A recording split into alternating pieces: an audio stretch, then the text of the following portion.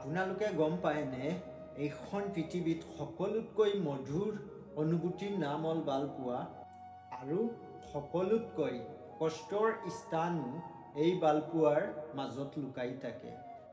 এই ভালপোৱাই যিটোৱে মানুহক সপোন দেখুৱায় আৰু জীয়াই থকাৰ আগ্ৰহ কৰে, আকৌ সেই ভালপোৱাই এদিন মানুহক নিঃশেষ কৰি দিয়ে। আজি মই আপোনালোকৰ লগত মিছা ভালপোৱাৰ 5টা লক্ষণৰ বিষয়ে আলোচনা কৰিম। যদি আপোনালোকে আগতীয়াকৈ জানি লয় তেনেহ'লে আপোনাৰ জীৱনৰ বহুত অনৰ্থক আৰু হেৰাই যোৱা সময়খিনি বচাব পাৰিব। আজি মই যি ক'ম এয়া কোনো কল্পনা নহয়, গল্প নহয়, নাটকীয় কোনো অভিনয় নহয়, এইটো বাস্তৱ জীৱনৰ চিৰসত্য কথা ক'ম।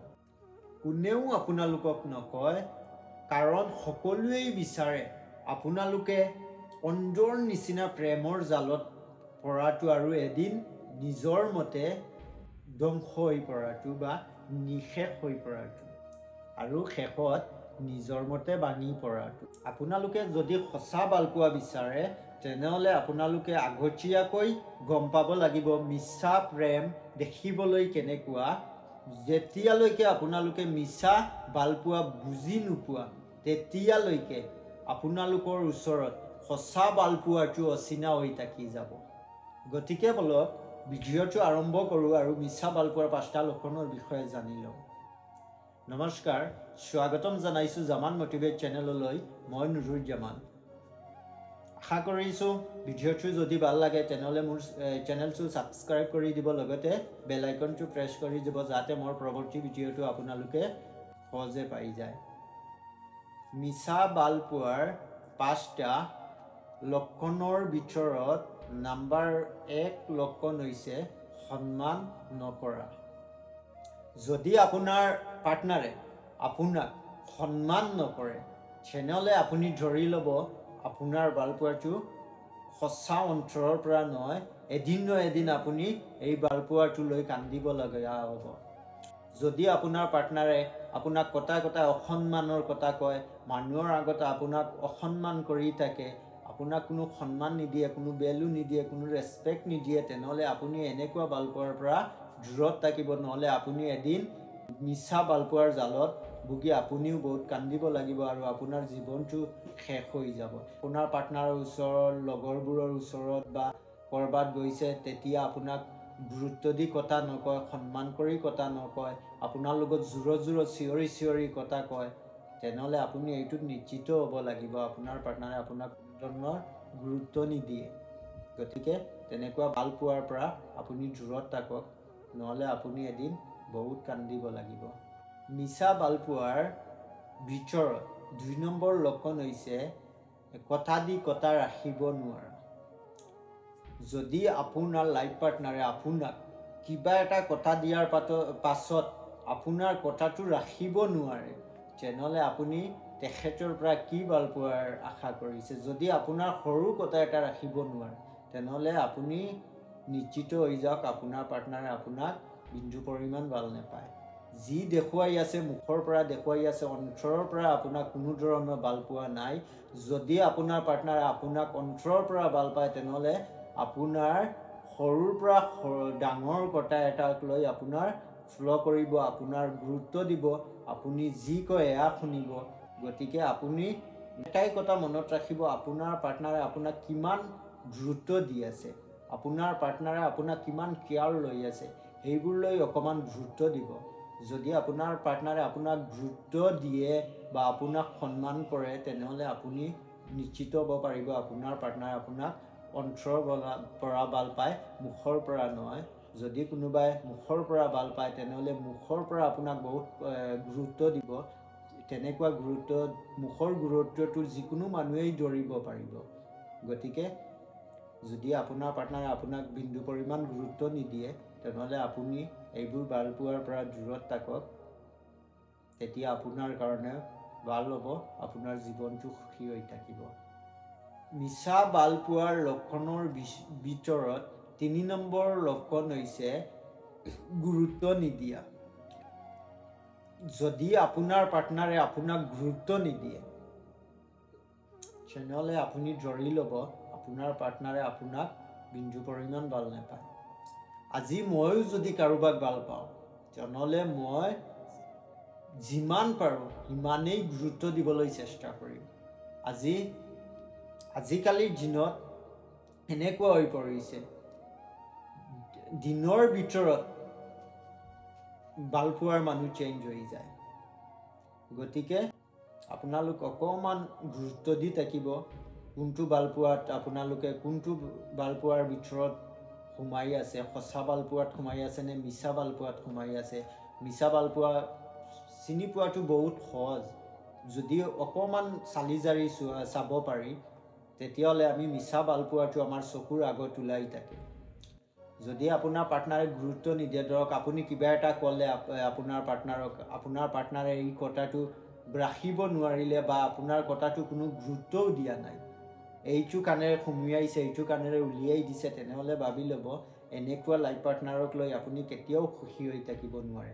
যদি আপোনাক ভাল পোৱাৰ পাছতো গুৰুত্ব নিদিয়ে তেনেহ'লে ভৱিষ্যতলৈ কি গুৰুত্ব দিব এইটো আপুনি নিজেই অনুভৱ কৰি ল'ব। গতিকে তেনেকুৱা ভাল পোৱাৰ ওচৰত নেযাব।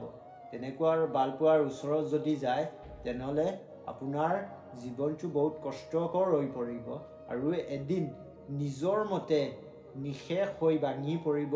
আপুনি ডিপ্ৰেশ্যনত ভুগি আপোনাৰ গোটেই জীৱনটো আপোনাৰ শেষ হৈ যাব। গতিকে তেনেকুৱা ভাল পোৱাৰ পৰা আপুনি যিমান পাৰে দূৰত থাকক, আপোনাৰ লাইফটো ছেফ হৈ থাকিব। মিছা ভাল পোৱাৰ 5টা লক্ষণৰ ভিতৰত 4 নম্বৰ লক্ষণ হৈছে শৰীৰক বেছি গুৰুত্ব দিয়া।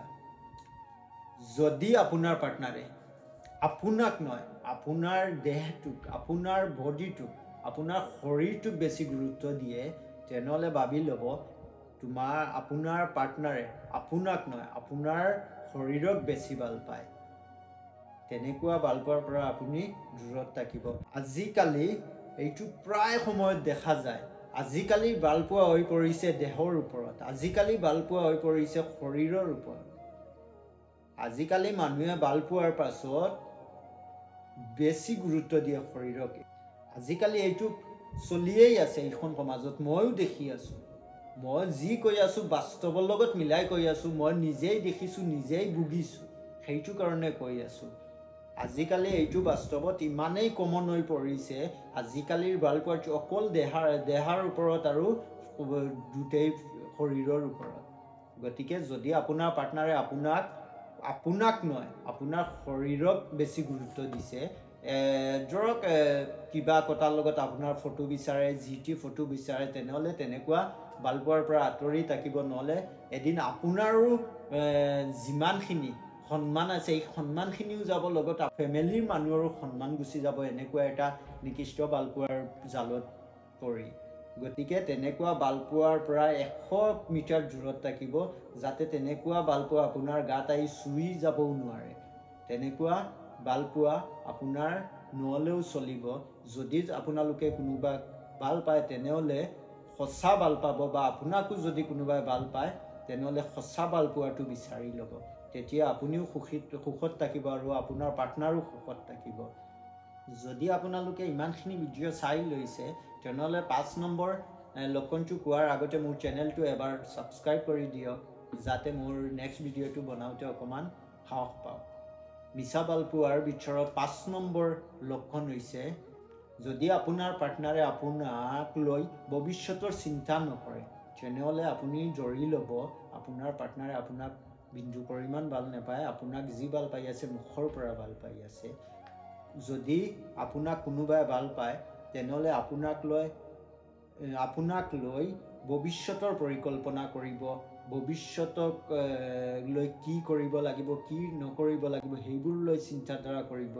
আপোনাক লাইফ পাৰ্টনাৰ বনাব কেনেকৈ, আপোনাক গোটেই জীৱনটো ৰাখিব কেনেকৈ, দায়িত্ব ল'ব কেনেকৈ, সেইবোৰ লৈ আলোচনা কৰি থাকিব আপোনাৰ লগত। যদি আপোনাৰ পাৰ্টনাৰে আপোনাৰ লগত এইবোৰ লৈ আলোচনা নকৰে তেনেহ'লে আপুনি ধৰি ল'ব আপোনাৰ পাৰ্টনাৰে আপোনাক লাইফ পাৰ্টনাৰ বনাবলৈ আপোনাক ভাল পোৱা নাই, আপোনাক জাষ্ট ইউজ কৰাৰ কাৰণে আপোনাক ভাল পাইছে, দুদিন পাছত টিচু পেপাৰৰ নিচিনা আপোনাক দলিয়াই পেলাই বেলেগ এজনীক বিয়া পাতি ল'ব।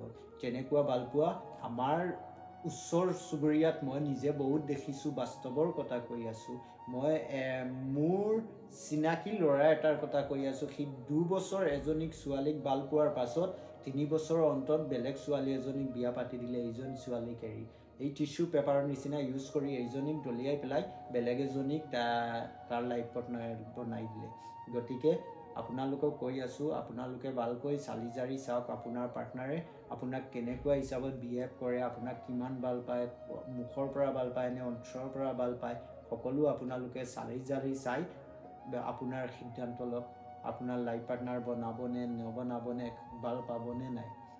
গতিকে এইবোৰ ভাল পোৱাটো ইমান সৰু কথা নহয়, বহুত ডাঙৰ কথা। জীৱনৰ লগত এইটো কথা, ভাল পোৱাৰ পাছত এজন মানুহৰ জীৱনটো বহুত সুখৰ হৈ যায়, আকৌ এই জীৱনটো এই ভাল পোৱাই আকৌ শেষো কৰি দিয়ে। গতিকে এইটো ভাল পোৱাত যেতিয়া আপোনালোকে বৰি দিব, তেতিয়া আপোনালোকে ভালকৈ চালি জাৰি দিব যাতে আপোনাৰ জীৱনটো শেষ হৈ নাযায়, নহ'লে আপুনি জীয়াই থাকিও মৰাৰ নিচিনা হৈ থাকিব। ধন্যবাদ।